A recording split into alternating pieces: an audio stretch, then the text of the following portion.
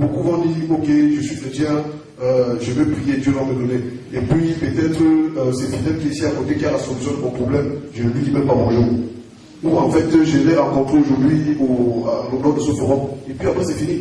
Mais par contre, si je me mets à développer la relation avec elle, ce qu'elle a comme talent, elle pourra me le communiquer, et c'est ça qui est ma porte de main. Donc il est important également, quand vous avez élaboré un projet professionnel, on vous dira l'aspect relationnel est très important. Très très important.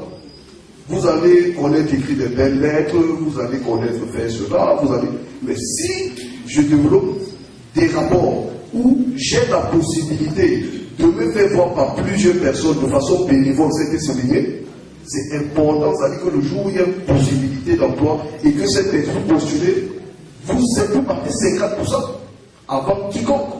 C'est-à-dire que c'est très important. Et puis, il faut se considérer, je l'ai dit, comme un ouvreur de service.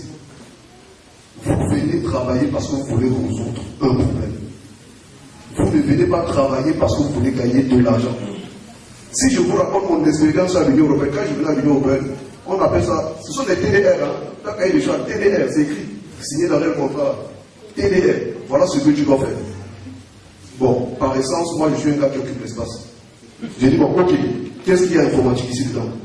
Il y a ça. Ça là, je viens. Je ne connaissais pas ce qu'on appelait la comptabilité. J'ai tous les logiciels qui gèrent des milliards de francs, les 250 milliards qu'on donne là. Il y a des logiciels qui gèrent ça. Moi, j'ai dit, ça c'est l'informatique. Et ça sera ma chose. Je suis le monde dit, tu n'es pas éligible pour aller en formation, ce n'est pas grave. Je prends les documents, je commence à lire. Quand ils ont des problèmes, je commence à résoudre.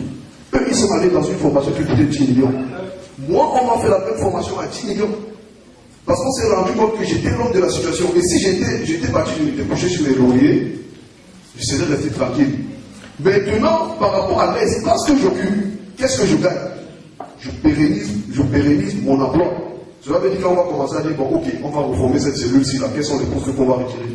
On dit, vraiment, si on retire l'informaticien là, et qu'on va signer un contrat de, je ne sais pas, 32 000 euros pour les années avec quelqu'un, lui, il ne va même pas coûter 32 000 euros l'année. Non, le gars, il fait ça. C'est comme ça que ces gars réfléchissent. Ça, je vous dis concrètement, c'est comme ça qu'ils réfléchissent. Donc, en fait, ce que je voulais vous dire, et de dire aux autres, on a passé 10 ans, peut-être on a fait des études de comptabilité, ce n'est pas toujours nécessaire ou important de dire que c'est dans la comptabilité qu'on doit travailler. Aujourd'hui, il y a des possibilités de passerelles énormes entre les métiers. Vous allez voir un médecin, quelqu'un qui est sorti du bus, vous n'allez jamais le voir avec la blouse blanche. Moi j'en connais. La blouse, il ne la met pas. Mais il va vous dire comment il élabore, il définit les politiques de santé et tout, qui ont tout trait à la médecine. Mais là, c'est une approche projet, ce n'est pas une approche médecin clinique.